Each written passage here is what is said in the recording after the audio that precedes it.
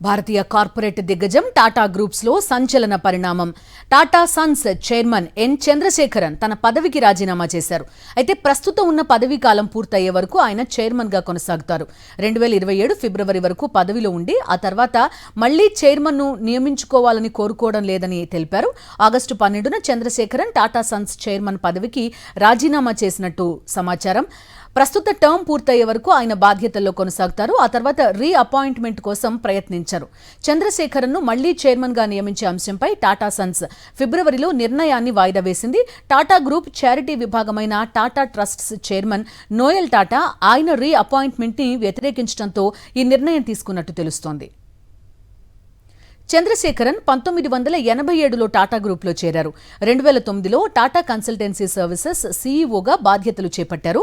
2017లో Tata Sons చైర్మన్గా బాధ్యతలు స్వీకరించారు. చంద్రశేఖరన్ తన స్నేహితులతో పదవి నుంచి తప్పుకునే అవకాశంపై చర్చించినట్టు తెలుస్తోంది.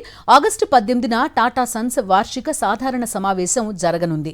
ఇందులో ఆయన్ను మళ్లీ చైర్మన్గా నియమించాలా వద్దా అనే అంశంపై షేర్ హోల్డర్లు ఓటు వేయాల్సి ఉంది.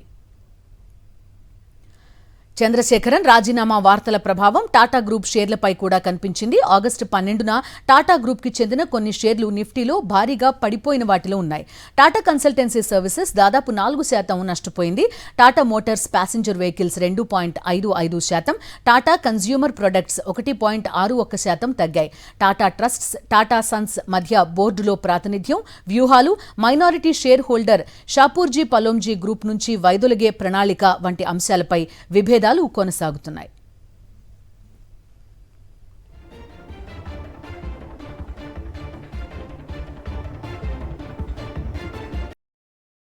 మరిన్ని అప్డేట్స్ కోసం ఛానల్ ను సబ్స్క్రైబ్ చేయండి. నోటిఫికేషన్స్ కోసం బెల్ ఐకాన్ పై క్లిక్ చేయండి.